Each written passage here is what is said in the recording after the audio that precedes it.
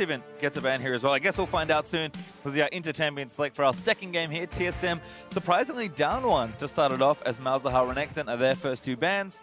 And there's a LeBlanc ban from Team EnVy. You'll probably see a Varus in there as well. And then maybe they get some wiggle room on the final ban.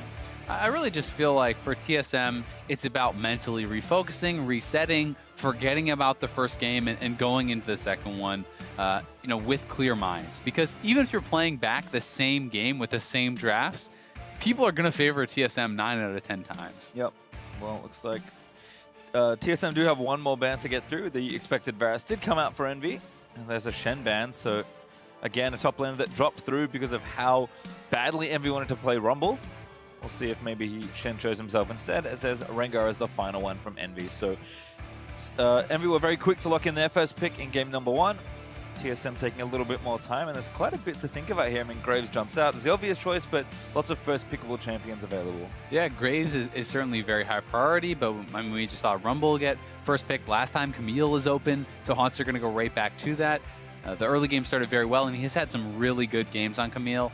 But that said, I mean, TSM are showing some confidence. They're not actually banning out what they just lost to. And EnVy has the ability to opt into these similar matchups once again. They could go Rumble Jace right here and kind of just start it off. Might be time to run it back. I mean, I think Rumble Jace is insanely strong. Instead, they'll take Rumble Lee Sin. Okay. So a bit of a difference here. Huge priority on getting Lyra a comfort champion, but given how well he performed in game 1, I can't really blame the team. Well, I agree, but at the same time, it's kind of funny to see Lee Sin pick this early over something like Graves and so on and so forth. Graves, Elise.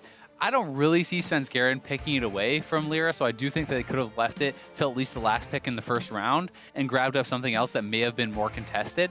But that said, TSM isn't necessarily going to be even going for the same picks. No, they got Ryze actually, so a pretty big change already as Bjergsen going to blind pick his mid laner. TSM, see what they do with this next pick. I think Karma's really good, so I'll take Karma away. Biopress had a decent looking game there.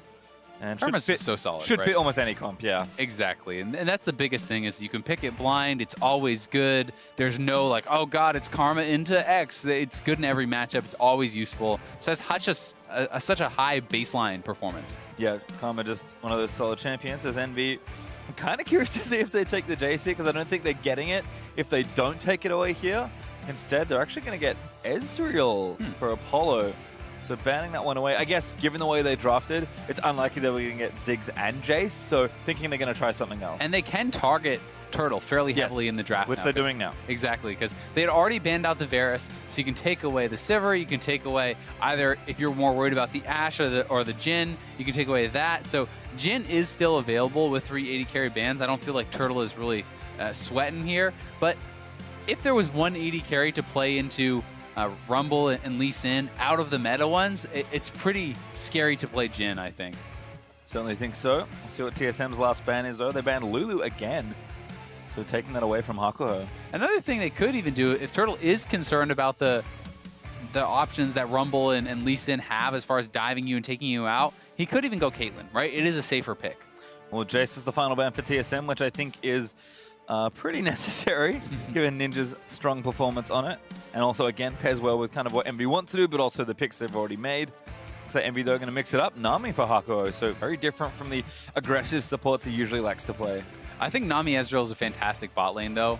Really does work so well into these lanes. You can poke people out so heavily. It kind of emphasizes the strengths of Ezreal, because both of them poke very well. And TSM could do this. I mean, Turtle has not played a lot of Ziggs. No one really has in the LCS this season, even when it was super hype at first. So he may just run it right back at them. Scar was just talking on the desk about how Ziggs is so good into Ezreal. So now Turtle's going to get his chance to play the other side of the matchup. Yep, Ziggs there and Graves over for TSM to finish out their draft. And kind of unlike EnVy, who opted for a better skirmishing, maybe team fight pick, they kind of wanted a tank from their bottom lane. There isn't like a melee support that's going to run into a bunch of problems here, as Orianna is the final pick there for EnVy. Ninja going to take that one versus Bjergsen's Ryze. And it's another thing to point out is this is Karma with the Ziggs, not a Prom, right? So this is an even better lane. So if it is an 80 carry matchup advantage, then you're looking at an even better support to be paired with that. While it would give Nami the edge over Karma for that sort of laning, Ziggs obviously very, very strong, and the fact that TSM can draft Graves as their 5th pick is pretty nice for them too, because that is considered like a first pick worthy jungler. Yeah, I think so as well. Instead, maybe reading EnVy's tendencies a bit in the draft, but it works out for them. They come out of this draft with a hugely powerful comp. It's kind of a similar look in places for TSM. I think, again, Hansa, Svenskeren, and Bjergsen are going to be where we look to, but Total and Bifrost could certainly make pressure, and if TSM find a lead, we know that Ziggs is capable of continuing to siege and snowballing things. I think EnVy on the other side, they've slowed things down a decent amount, have a bit more team fight built into this comp. Not as much early game, but look, if Lyra can work his magic again, EnVy should have a pretty good platform to once again snowball a game and come out with a 2-0 here versus TSM. I mean, you would think so. I think both the drafts are pretty standard. I don't like EnVy's draft as much this time as last time. I think that picking the Lee Sin early is kind of giving up too much for too little of a gain. When you're giving away Graves as the last pick, do you really need to pick the Lee Sin this early? Can you not have gotten something that would have maybe been even more powerful, like the Jace in the mid lane? Not that Orianna is any slouch, but I feel like they had such success with their composition last time. They could have maybe set themselves up a little bit better in the draft this time around. Well, we'll see what adjustments these two teams make, because we are going to get ourselves onto Summoner's Rift for game number 2. TSM down 1 as EnVy came out swinging in the first game. See if TSM maybe play a little bit more of that measured style, or if maybe they're a bit mad, they play even more aggressive and try and take out EnVy, which I don't recommend. No, I mean, I think that if anything, they should be playing the more measured style, kind of pull them back into a slower paced game that you're going to be super comfortable in. When you're brawling against EnVy, that is where they're pretty much most comfortable, and that is generally how a 10th team beating a first or second place team looks, is a game like that, where it's very bloody, lots of fights, and they can just win through mechanics. Yeah, like you said, was so far ahead in the last game that even though they made some mistakes in the late game team fight, it didn't matter too much. Looks like Total, though, is guarding the Raptor pit, but EnVy should be able to get a ward in there if they have their heart set on it. Going to group everybody up and really committing for this vision. TSM already had their early walk-up, managing to get the vision down. EnVy got a defensive ward, but it looks like they won't be able to get that pretty standard, but also pretty crucial early game ward down.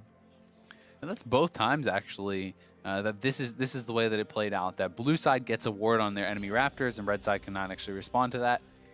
So pretty interesting to see it play out that way. And Svenskeren looks like he actually just wants to try to take away the enemy red buff.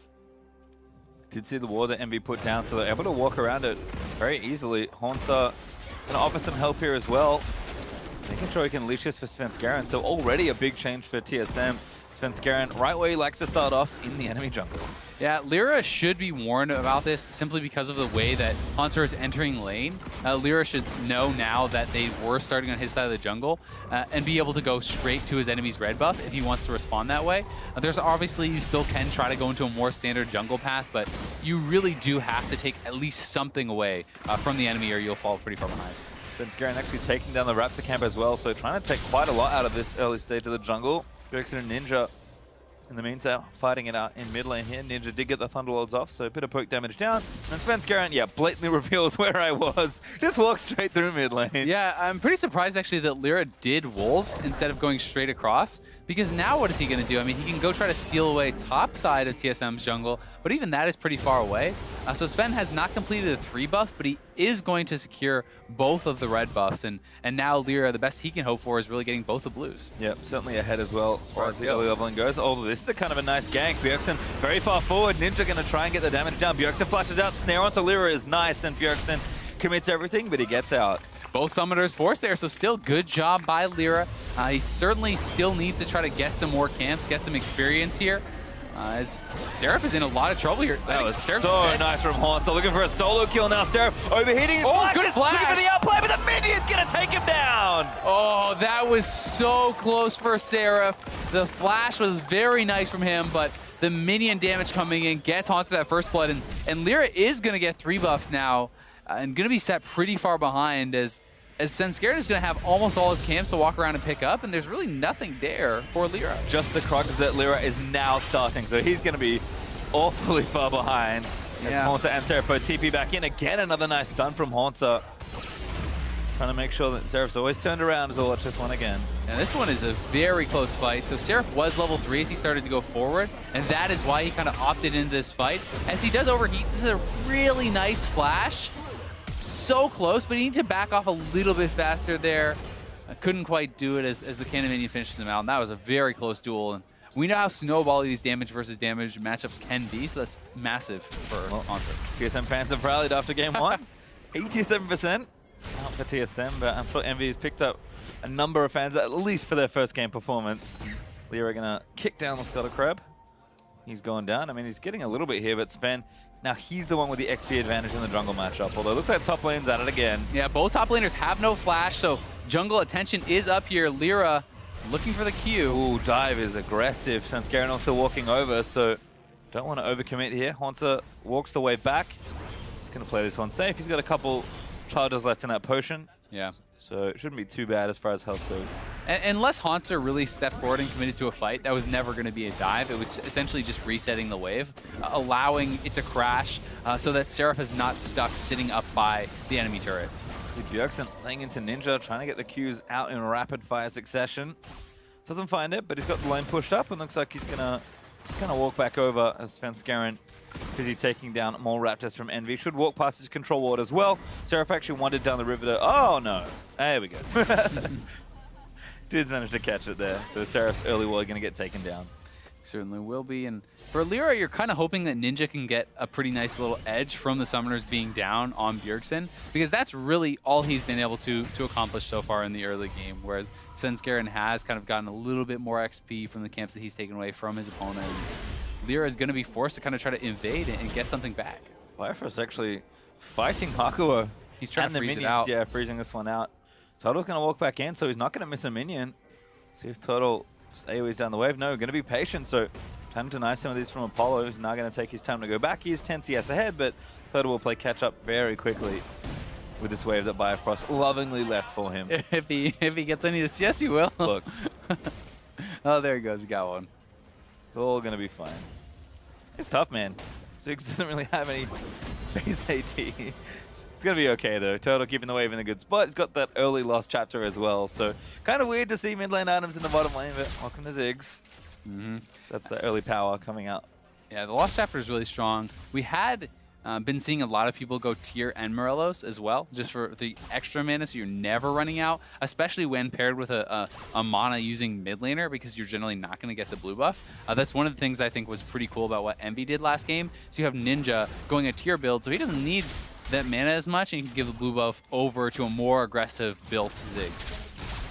Well, you can see Bjergsen again just kind of getting himself pushed in, but he has these early mana items as well. Tier is done, and Catalyst should be on the way shortly. And summoners are pretty much back up. Yep. So safe there after Lyra's initial aggression. Svenskeren eats a lot of damage, actually. Thunderlords plus the Dissonance does manage to chunk out Sven. Sven's kind of calmed things down a bit. Lyra's managed to farm his way back in, make sure he keeps the experience even. In fact, he's now up on levels over Svenskeren. Lyra with red buff and an ultimate could also look for a play here. With Seraph coming down, might be a mid lane gank. Yeah, I mean, Bjergsen does have his flash back, but there's 3 members here. Shockwave hits. Great shockwave there, equalizer down as well. Bjergsen realm wants out immediately, tries to lock it down, gets himself safe under the turret. Very well played. Oh, that was so smart from Bjergsen. He uses a Rune Prison on Lyra because he was the only one left with CC to interrupt that ult, and then is barely able to get out, only blowing the ghost. Really nicely played. Calm stuff. Svenskeren now level 6, going to cover the wave for a little while, but Bjergsen's still here. Might try and get a bit of extra CS and hit a gold break point. Turtle and Bifrost, though, in the meantime, getting things pushing into the bottom side. Looks like the Nami Ezreal lane had maybe an earlier advantage, but now that Turtle's got some ranks in his queue and Bifrost's able to commit his poke as well, should be able to shove this wave in pretty consistently towards EnVy's turret. And Apollo not doing the best there. Has actually missed like a ton of CS under turret. Both these guys are not really It's a struggle today. Their very best. Nami taking that CS now? All right, there you go. It's going to be okay. It's going to be okay. It's still close. That's all that matters, right? Take a deep breath. Wants up with the Shane now level 7. Actually has a nice CS lead versus Seraph, so you can kind of see how that early first blood is helping him. What you mentioned, a pretty volatile, snowbally top lane matchup. Yeah, I mean, Seraph got a lot of help to get back into it after the brutal start to last game. This time they've been pretty isolated, and while he's not massively behind, you certainly do not want to be at a stage where Haunter is completing a Triforce and you are kind of just on like pieces of items. You need to be pretty powerful to actually fight back at that point. Is that blue buff going to get started up? Ninja going to walk over and take that one for himself. Bjergsen likely doing the same in just a little bit when Sven's done getting out of EnVy's left side of the jungle. I feel like Sven's had red buff for quite a while. He's actually looking for top lane here, so it could be dive time onto Seraph. Hauntzer able to set it up pretty easily with his ultimate. Yeah, it looks like that's exactly what they're going to go for. Seraph does have his equalizer up just right now, so it would be a super risky dive with Seraph still sitting at full health. And this is at least something where he's moving up to try to anticipate where Lyra could be, right? You're covering for your laner. Bjergsen at least getting some trade damage out with Ninja, but Ninja with the blue buff feeling pretty safe. Good little take out of the control world though, as Svenskeren does take down some parts of the Krug camp, but doesn't decide to commit to the whole thing. Gonna leave this guy's bloom there as well. In fact, now Haunts is running down the mid lane. Here's a Realm Warp play in the lane. Ninja forced a flash. Oh. Really nice from Bjergsen. I don't really think he needed a flash at all, actually. I mean, that was super respectful, like way too much respect even. A, you have your ghost, can just ghost and walk out. B, you have Shockwave. Simply put your ball on the Realm Warp and ult as he comes in and walk away. I mean, both those I think are great options, but either way, Bjergsen forces flash. Yep. Think attempt started, but not finished there. Instead, Bjergsen will collect a pretty value trade, getting that summoner down. Ninja and Lyra though on the roam. Ball gonna check that brush. Ward goes down. They are behind Bjergsen here, and he doesn't have Realm Warp, but both summoners are available. And Lyra's not even gonna try. A little low on mana. Blue buff still needs to do its job, but Ninja taking some poke. Lyra not going to commit for it. Ninja instead just going to fall back and take the CS down. Turtle back in trouble with minions under the turret. Ulti goes down, cancels a post recall. And Turtle going to take the rest of the CS and go back himself. So even, actually dead even on CS between the bot laners right now. Apollo just getting delayed ever so slightly. Not too big of a deal though, as Turtle wasn't staying to push or anything, but it's still worthwhile, especially when you have CDR. It's not that long of a cooldown. Lyra is spotted out. Bjergsen's actually lying in wait. They're trying to bait him in. Oh, who's getting baited though? There's a Nami up here as well. Teleport in. There's a rumble. Ninja gonna get caught by Biofrost, but Svenskeren already caught out by Seraph. He's burning down. Shockwave finds one as Haunter does take out Ninja. They dive in to try and take him down, but Sven is already down low. Lyra gonna get locked up and killed as Bjergsen able to take him down after Haunter's ultimate. 2-for-1 trade in favor of TSM. Well played by TSM, and it's kind of that butterfly effect. Where's the flash from Ninja? He's already blown it earlier. If he had that available, he likely could have stayed alive there and perhaps turned around that play. Now Seraph getting locked down, but no additional diving from TSM. Don't watch this one again. I mean, a nice start here from TSM to sort of bait Lyra in, but EnVy tried to react here. Yeah, they do try to react, but you know, Seraph doesn't have his equalizer, and he's not able to really commit to as much. Yes, they do get their one kill. If equalizer is available here, this is a fight that EnVy can still win. But after that initial kill, great focus onto Lyra means there's only one damage threat remaining, and Seraph can't stay around.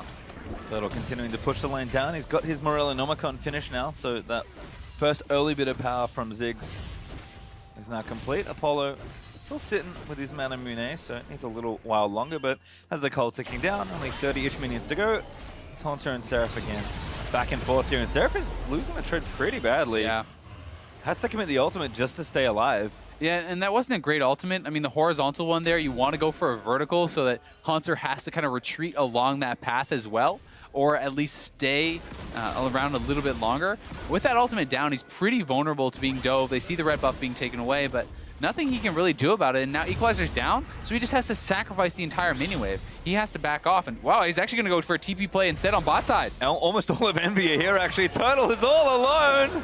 Trying to get a trade kill onto Apollo before it all goes in. Kick from Lyra is nice. Gonna follow it up, and Turtle just dies. Nicely played, but who's gonna get first turret? Two members are topside. There's 4 down here for EnVy, so I would expect them to get it, but this turret is a lot lower, and that's a red buff Graves knocking away. It's gonna be close. First turret gold is quite important. Yep, looks like maybe EnVy just gonna win the race. Oh. They didn't. It's actually Haunter that gets it first, I believe. No, EnVy did. Red team got the first turret there, so that was just about a split second apart. And the full commitment to it, I mean, that's a quick decision from Seraph. When he knows he cannot contest that wave, instant TP bot lane, they get a kill, and they get first turret. Good job. Well, it feels bad for Turtle, but a great play from EnVy to capitalize, get themselves some extra gold, and keep the game even in gold. Ninja, though, in danger of face-checking. Face-checks Haunter, Realm Warp in as well. That's the Shockwave to try and delay it, but Bjergsen Realm Warps in to steal the kill. And Ninja, I mean, he cannot play to that side of the map. Yes, it's your jungle, but TSM has had so much control up there that you can't really afford to kind of just brazenly check in like that. Lyra eating damage from Bjergsen as well. Rise And that lockdown starts, he really just dishes it out. And Haunter has been diving towards people with reckless abandon. And TSM and their aggression going to pay off here. They get themselves a second turret after the extension of the play and take down the mid outer. And this is feeling like more of what you expect to see. Haunter and Bjergsen both quite a bit ahead now. And TSM is looking like they are having better vision control, moving around the map very well. They've pretty much made EnVy's red side jungle completely their own. If you look how many wards are up there, there's like 6 wards in that quadrant. They're doing a very good job. Yep, and Total now able to get pressure down onto the turret. Remember, Ziggs can execute turrets with the W, so doesn't need too much more. And, you know, apart from the 4-man dive that got him killed after Seraph's TP, Total and Bifrost, again, stable as usual. I think Haunter's been the big recipient of a lot of power here. 2-0-2 in that Camille. We saw the trades were not going Seraph's way before. Now the Trinity Force has been completed, and Haunter should have a effortless duel. Yeah, he really will. As Seraph hasn't even completed his item yet, he doesn't even have his Zhonya's done. That would give him some hope of fighting back, but I really favor Haunter in pretty much all of the fights going forward in as far as 1v1 goes. He's getting top line pressure started as well. Seraph is trying to roam around and get stuff done in other parts of the map, which is nice to see, but I mean, he's got a lot of free time while the waves are getting pushed in, so now I'm going to join that wave and take it down. And that's exactly it, right? He can't do anything in the 1v1, so you may as well look around for opportunities. You sacrifice a couple CS, but the opportunity cost is pretty low because he doesn't want to be in a 1v1 with Haunter. No. Coverage has kind of dropped from that side of the map as well for TSM, so probably look for Sven to get back in and TSM to get that deep vision back down. Looks like bottom outer turret's the only one really left for them to take, so maybe going to apply pressure there. There's also a Mountain Drake that can get out of the deal as well. So a lot of potential here for TSM on the right-hand side. And they can start this dragon up. It should be there is no problem as Lyra is topside, and he's even been pinged out, so Haunter's not really in any danger. This even means that the TSM bot lane can push up and try to force this turret here too. They're really going in multiple locations at once. Yep, nice plays here from TSM, continuing to play the map well. Bjergsen going to fade towards the right-hand side. Ninja again busy with his creep wave as the Mountain Drake goes over to TSM, and Mountain Drake to the Siege team isn't bad, or at least one of the Siege champions in Ziggs. And again, TSM, give it a minute maybe, but should have that bottom outer turret and pretty substantial lead for themselves. Turret goes down and 2,500 gold up now. And this is a pretty risky take here from Lyra. Can go for a bit of a smite fight, but I mean, Bjergsen is coming down, Camille is coming down. I don't know if they want this. Svenskeren committed, kicked in by Lyra. Seraph, he's going to slow him, but Haunter going to get the stun down onto both, I believe. Bjergsen leaps over the wall and does manage to take down one. Lyra will fall to Haunter, but Realm Walk for Bjergsen. Going to try and get him out safely. Haunter still wants to go in, but now EnVy going to turn it around. The Shockwave doesn't find its target, though. Yeah, great dodge out there from Haunter. And Lyra, I mean, he wanted the fight. He wants to make something happen, but they're in such a weaker spot in the game that even with an extra member on that side of the map, Hakuo was never there in time to actually have an impact. Haunter gets low, but now going to go back to base. Oh, actually going to push out one more wave, so I guess had a potion charge to play with, and Ninja's not having any of this. Yeah. It's like, if you're in the lane with that much health, something's going to go wrong, so he's going to show respect there to Haunter's power, now with 3 kills to the Camille. And just let Seraph catch the wave as it pushes back towards top lane. Seraph will be able to continue to collect that up, and EnVy does have good late game scaling. You know, it's not like they're completely out of it. Orianna and Ezreal and Rumble are very powerful later stages of the game. Not that they have, I would say, a scaling advantage, but they're not out of it. The gold lead is not massive, but it does feel like TSM is getting more and more in their favor as far as the pace of the game, the vision. I think that's a good thing to say. I mean, this is the kind of game that TSM have been playing all season long. Yeah. And I mean, Haunter is the one in this particular game that's really been unlocked. And Bjergsen also looking good at 2-0-2. And you're starting to see, just looking down at the items, I mean, we're going to hit some pretty strong 2-item spikes in a couple of minutes. And even the Rift Herald being taken here by TSM, we rarely see this getting taken. But TSM just feel they've got so much control that they can afford to take this, even with EnVy potentially contesting. And I don't think they really will go for much of a contest. Apollo's on the bot side, 5 members from TSM here. I don't think that EnVy can really do anything about it. And I think it's a smart time to take it. There's really not a lot else on the map. The Dragon's already down. They weren't in position to siege tier 2s. And hey, it's something you can grab for free. And it just makes Haunter even stronger now. If he's the one that's been given all this early game advantage. Ooh, Svenskeren about to face check. Great scan, though. Spots everyone in the brush. It's always scary because you just see silhouettes. But good reactions there from Svenskeren. Doesn't get himself caught. And Haunter's going to start really wailing on the turrets. He's got the Tiamat now to complement the Trinity Force. And Haunter left alone will be able to take down either champions or turrets, whichever EnVy decide to send their way. So they have to manage this pressure correctly. Seraph running back up there to try to catch the wave, but he's pretty late to the party, so a fair bit of damage can go down on this turret.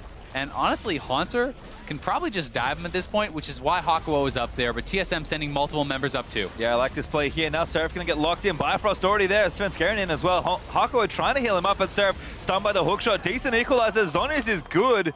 It should be taken down. Haunter now on a rampage. And Ninja's trying to get up here. Oh, nice shockwave! shockwave! Catches two. Bubble only gets Svenskeren though. Haunter flashed out.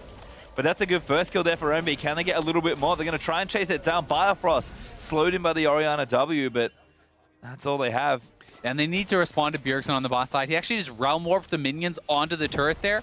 If you saw on the minimap, he jerked forward. That's what that was. And he's trying to get more pressure down. Should be a tier 2 turret going the way of TSM. So despite the kill, they get 2 turrets and trade one back. Really good play across the map there for TSM. Again, kind of playing more how we'd expect. Now 5,000 gold up. I mean, Ninja and Haunter are going to do a battle, but Ninja's going to lose handily. And Haunter is unstoppable. Yeah, not even close. Haunter just feels like he is in a prime position to take this game over completely. He even has so much gold in the bank. This is a guy running around with 2,500 gold in his pocket, just smashing people, and you'll watch how fast Ninja can go down. This is Haunter opting into a fight at about 20% HP, because Ninja's low on mana, doesn't have the shockwave, and no chance for him to fight back. And I think when they picked Camille in game 1, this was the sort of game that TSM were envisioning for Haunter. So it's nice to see them trust in their top laner's ability, run the pick back, and just have it get set up a little bit better. Sure, Seraph overcommitted to an all-in there at level 3 and got himself killed, but Haunter has played the game very well since there, and TSM just playing much more control, understanding where they're strong, and Haunter's really able to shine in this sort of game. EnVy playing reactively is not their strong suit, but unfortunately for them, that's where they're forced into at this stage. It really is, and you know, you can't fault Haunter for Seraph's mistake in the all-in. A lot of League of Legends, even at the professional level, is simply capitalizing on your opponent's mistakes. And Haunter was able to do that very well, even feeling confident enough to go Ravenous Hydra as opposed to the Titanic. So this is even more of a split pushy build. You have very good wave clear, you lifesteal back up, and he is going to be an extremely powerful duelist. He's already causing far too many problems for EnVy. TSM to wade their way through this right-hand side. Bifrost scanning through, getting the vision down. And 5 turrets to 1 currently. TSM just have that mid-tier 2 as kind of the next obvious point of attack. So Bifrost is setting the scene, getting those vision down. And look at Turtle, in with a Lich Bane right on time. Yep, grabs the Lich Bane right up to the turret. That one is gone. Satchel not even needed as Triforce plus Lich Bane, you're going to crush those turrets. I think he just committed the ducky for just a bit of fun. Style points. Sure. Mountain Drake up in 5 seconds as well. And that's the nice thing. I mean, they're going to get a second mountain here unless EnVy find themselves a steal, but I think they're thinking about a trade instead. And the siege damage from this Camille and Ziggs is going to be pretty overwhelming. Yep. The trade is a blue buff, right? Not much of a big deal there for TSM. They will lose that, but it's not like Bjergsen is even playing a super mana hungry champion. And he already has his Roa done, he has his Seraph done, so not a big deal. No, would like it, but not a huge loss, like you said. And it looks like Haunter's actually going to be moving down towards the bottom side, and he will get that pressure going there. I thought EnVy might look at a desperate-looking Baron, but instead they just take the little thing. Again, playing a little more control for EnVy is nice to see. They understand they are behind and can't afford to make too many reckless mistakes, but you certainly have to take risks to win this game. Yeah, you do. And the Baron there would have been so tough. I mean, 22 minutes in, do they even have the damage to rush it down Probably in time not. with Rise Ult to move TSM across the map to get there? TP available for Haunter. I think it would have been too big of a risk. And they know they still have the teamfight potential with things like the Orianna and the Rumble. You have so much AoE that if you can pull off the proper teamfight, there's always hope with a comp like that until you're just insanely far behind. And I think it's fine for them to stick around and kind of turtle it out, try to scale up. Where it becomes too risky is when TSM goes with the Baron. You know, because TSM having the Baron plus the Ziggs essentially means your base will be broken. And at that point, they're going to have to kind of pick their moment and try to contest, probably. Well, Haunter with the teleport, still occupying bottom lane. Seraph is 2 levels down. He's got the Zonians, which we saw that nifty interaction last game. Able to cancel out that Camille ultimate. But I'm not sure he's really worried about that at this point. If his Zonia's in front of Haunter, I think he's just going to die. Yeah, I mean, it's nice if you have someone there backing you up, But at this point, even Hakuo plus Seraph probably lose 1v2, right? You're going to need some serious firepower to actually take down Haunter. Even under the turret, Seraph is going to have to play this pretty safe. Haunter also has almost 2,000 gold built up in the bank, so might want to go spend, but again, he's making sure he's on the map and pressuring here for TSM instead. Probably means that Haunter's not going to be doing anything too crazy, although as I say that, looks for Seraph. It doesn't quite land the stun after hookshot. And if he hit the stun, I think he just all-ins there and probably gets the kill, or at least forcing out some major cooldowns. That is the kind of power that Haunter has on him right now. And he's always going to be looking for these engages, playing around vision, trying to control the space on the map. Bjergsen splitting top side, he's on the bot side. You have Turtle threatening turrets, and they're going to go straight into the Baron pit. Really nice stuff here. Oh, Turtle got left behind. It's all right. He's going to satchel his way over. No, he just throws Q's in instead. Camille goes over the wall. Turtle's like, yeah, I don't really need to auto-attack this with my Lich Bane, but it doesn't actually matter. That's too much damage, and TSM take Baron. This is kind of becoming a little bit of a TSM classic. Bjergsen loves using the Rise ultimate to move them into this Baron pit. Once they get control of EnVy's jungle, it's so hard to react to that play because the Baron goes down so quickly. And TSM are making this game look very good, especially with the double Mountain Dragon cashing in on that. Yeah, once it goes back, spends his money. Now has the makings of a Randuin's Omen, but everyone is powering up on TSM. Turtle is moving in towards that death cap, so you can kind of think of this in a lot of ways, like maybe Infinity Edge for AD carries, this big damage item that you want from your bot laner. Obviously, Ziggs is an AP champion, but Turtle's got a very similar looking track as far as his build goes. His auto attacks look better with the Lich Bane, has the early power item for the Morello, and now it's just going to be big ultis everywhere. It really is, and with the Graves jungle, you're not lacking for attack damage, right? You have consistent sources of AD in the top lane and in the jungle. Graves is really one of the highest consistent physical DPS junglers there are, if not the highest. Probably is just straight up the highest. Obviously, there's some that maybe could have a bit better burst with Rengar, but even there, lethality Graves burst pretty hard. I think of metagame picks, certainly Graves is the big one there. I mean, maybe the jungle Twitch mains out there are like, you know, yeah. I've got my physical DPS. As Haunter at level 16, looking for prey for that rank 3 Hextech ultimatum. As it stands, TSM with the Baron. He's going to actually leave Turtle in the top lane to do some sieging himself. Yeah, push in all 3 waves. So hard to actually wave clear this, and I just can't see them staying alive. Look at this, Seraph getting dove under the turret. Oh, really nice little play. Realm Warp's over there as the stasis runs out. That tower should fall on the bottom side as well. Bjergsen is on top of things with these Realm Warps. Yeah, he's been doing so well. The Ninja's gone. No. He does get the shock up on Bjergsen, but he dies. Instead, Lyra kicks Bjergsen back in, but he might get a kill. Instead, Bjergsen pops the Seraph shield, and TSM is running into the base. And even if they lose the fight, who cares? All 3 inhibitors are going down. TSM looking primed to end this one in dominant fashion. Haunter again leaping forward, does not get the redemption heal, but just out of the way. But Bjergsen flashes in. Good counter from Haunter as he takes down Apollo. It's all stale at this point for TSM. Nexus turrets are going to disintegrate, and TSM will tie it up and we'll have a 3rd game. TSM right back on form, making game 2 look easy.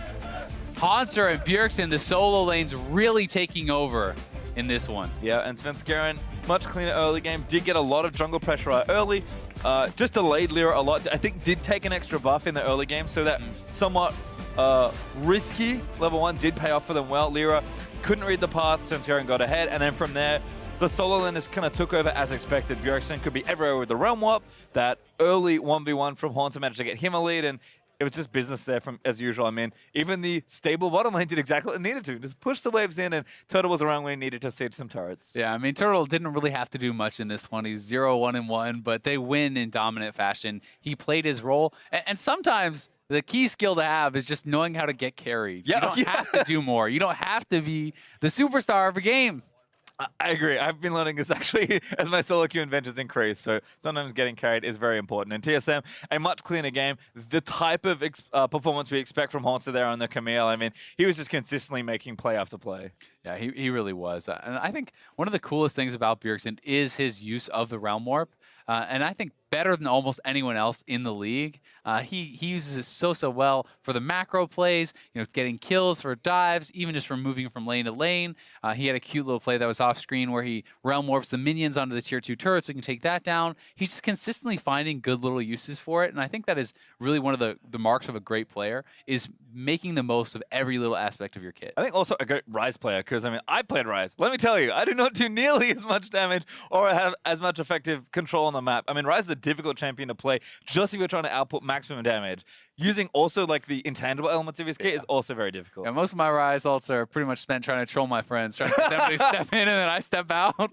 Mine is when I get ganked, I try and get away, but I'm not Bjergsen, so I die instead to the Lee Sin instead of getting away. It's okay. The thought was there. Thank you. I do try. Yeah. I mean, again, Sven also a quiet game for him, but I mean, he did less feeding, which was kind of what he needed to do, which is also, like, honestly, his job in this spot, right? He was able to be in the enemy jungle, consistently pressure the lanes, apply pressure in lanes where he needed to, and just kind of let TSM do their thing. And I think a lot of what Sven did this game, while it's not flashy, it allows the solo lanes to do so well, and that is tracking the enemy jungler, getting vision, pressuring, and taking away enemy camps. The fact that he's always in his opponent's jungle, warding it up, stealing the camps away, means Haunter and Bjergsen essentially almost always knew where Lyra was or where he could be based on what is available on the map. That allows them to dominate. That allows them to play aggressive and opt into these fights. So while it is overlooked sometimes, it's still very important. Well, it certainly is, but the series is going to go to Game 3. Meet us back here in a few minutes to see if TSM or Team Envy walk away with the win. You're like Alki, dude. Oh, Yeah. no, I don't want to be. legit I don't want to be Alki. Oh my god, I'm actually cringing so hard. How can you not know who Save me from Alki? Save me from my weeb teammates. Seraph is in a lot of trouble here. That was so nice from Haunter. Looking for a solo kill now. Seraph overheating his flash. good flash. Looking for the outplay, but the minion's going to take him down. Turtle is all alone. Trying to get a trade kill onto Apollo before it all goes in. Kick from Lyra is nice. Going to follow it up, and Turtle just dies. We're pressuring top. Once I leave top, I'm gonna get. Look at this. Care Care about about, no on top. No on top. No on top.